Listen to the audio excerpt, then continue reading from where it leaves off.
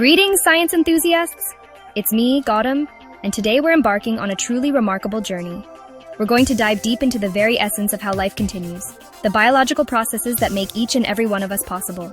That's right, let's explore some amazing facts about the human reproductive system. This is a story of hormones, cells, and incredible biological engineering. It's a system of elegant complexity, a dance of chemistry and anatomy that has been perfected over millions of years. It's fundamental to our existence, yet many of its details remain a mystery to most people.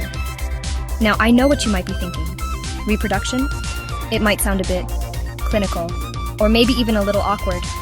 But trust me, when you look at it from a scientific perspective, it is absolutely fascinating.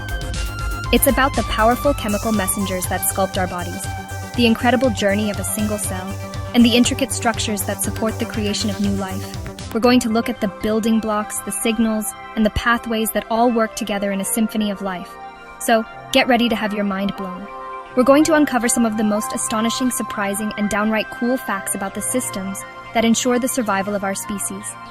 We'll look at the male and female systems, the hormones that run the show, and even the microscopic marathon runners that start it all.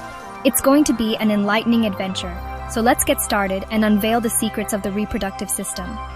Consider this. Science is the key to understanding ourselves and the world around us. Let's kick things off with the male reproductive system and its star player testosterone. Now, you've probably heard of it. It's often associated with things like deep voices, muscle mass, and facial hair. And that's all true. Testosterone is the principal, the primary sex hormone in males, and it's responsible for developing what we call secondary sexual characteristics. But where does this powerful hormone come from? It's not just floating around in there. It's produced in very specific cellular factories, located within the testes. These factories are called the interstitial cells of Leydig. Picture tiny, specialized workshops tucked between the seminiferous tubules, the tubes where sperm are made. These Leydig cells are constantly at work, converting cholesterol into testosterone. This hormone then enters the bloodstream and travels throughout the body, acting as a chemical messenger that tells different parts of the body what to do. It's an amazing example of how a microscopic group of cells can have a massive impact on the entire organism, orchestrating a huge part of male physiology and development. It's cellular chemistry in action. Here's a fascinating piece of developmental biology, a crucial event that happens before a male is even born. During fetal development, the testes don't start out where they end up. They actually begin their journey high up in the abdominal cavity, near the kidneys. Think about that. They're way up inside the torso. But they can't stay there.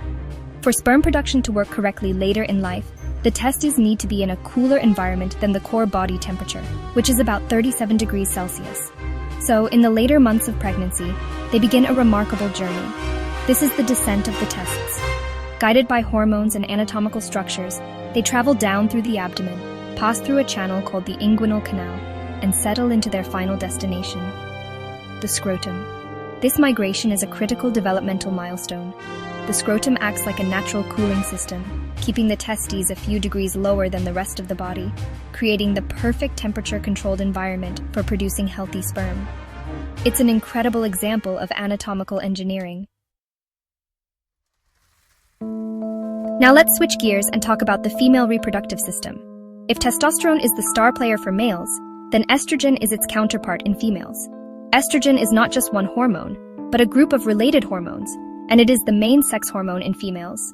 Its influence is incredibly widespread and essential for reproductive health and so much more. It plays a central role in the menstrual cycle, preparing the uterus for a potential pregnancy each month by causing the uterine lining, the endometrium, to thicken. But its job doesn't stop there. Just like testosterone, estrogen is responsible for the development of female secondary sexual characteristics, such as breast development and the widening of the hips. It also has important roles in maintaining bone density, regulating cholesterol levels, and even affecting mood and cognitive function.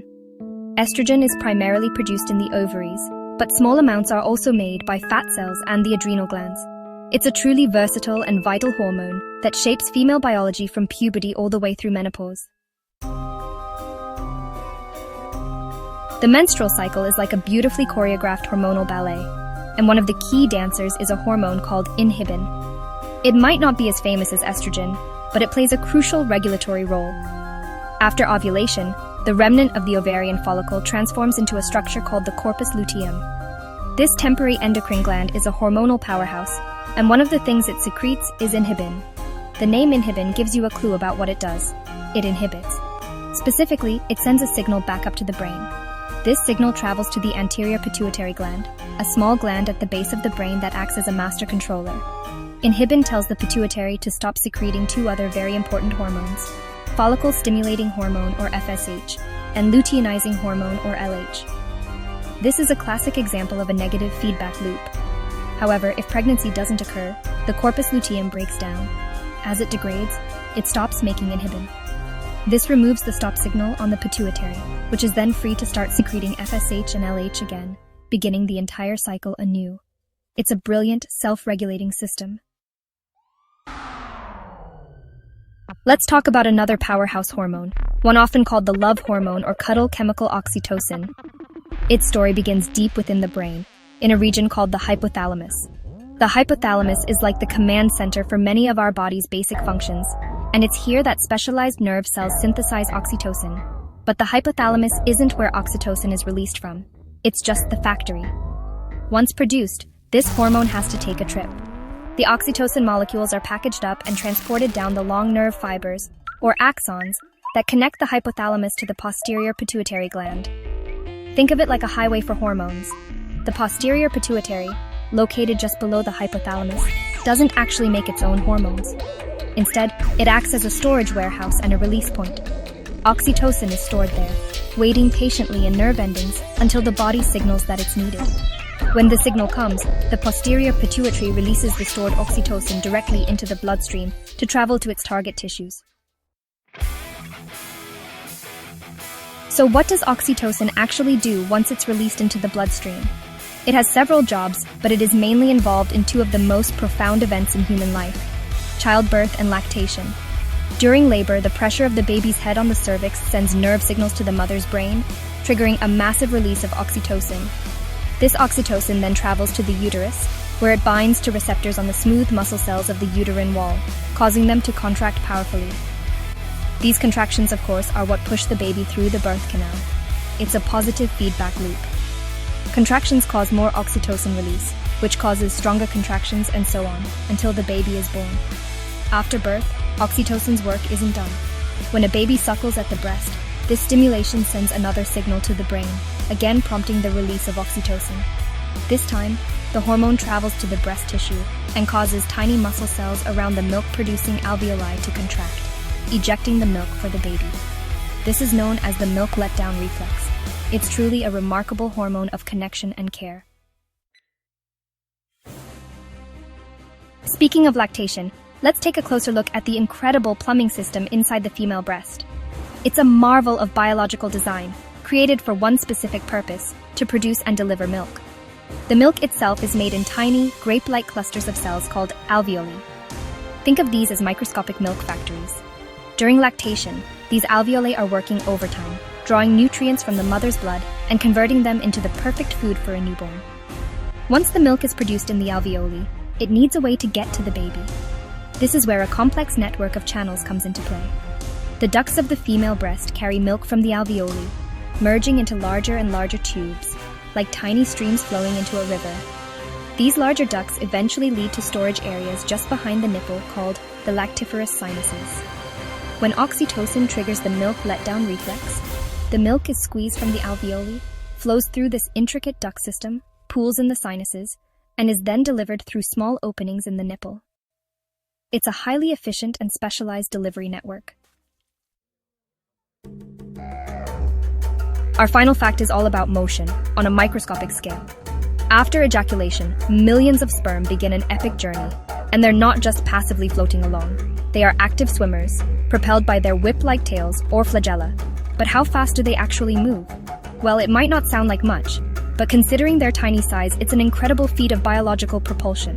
The velocity of sperm is about 1 to 3 millimeters per minute. Now, 1 to 3 millimeters a minute might sound incredibly slow. I mean, you and I could move that far without even thinking about it. But you have to consider the scale. A single sperm is only about 50 micrometers long. To travel 1 millimeter, it has to move a distance that is 20 times its own body length. For a human, That would be like swimming about 35 meters, or 115 feet, every single minute.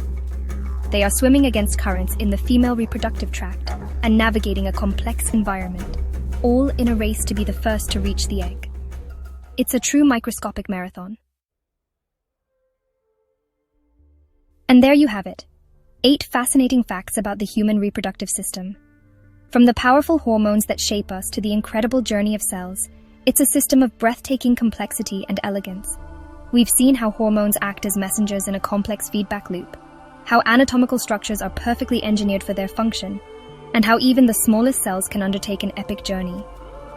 It's a reminder that inside each of us is a universe of biological wonders, all working together in ways we are only just beginning to fully understand. This science isn't just about textbooks and diagrams, it's the story of us. It's the story of how we come to be, the fundamental biology that connects every single human on the planet.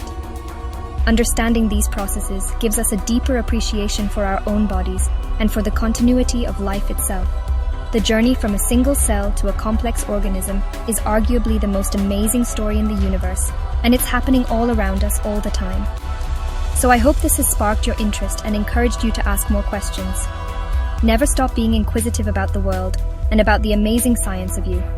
There is always more to learn, more to discover, and more to be amazed by. Thank you for joining me on this incredible biological adventure. Stay curious,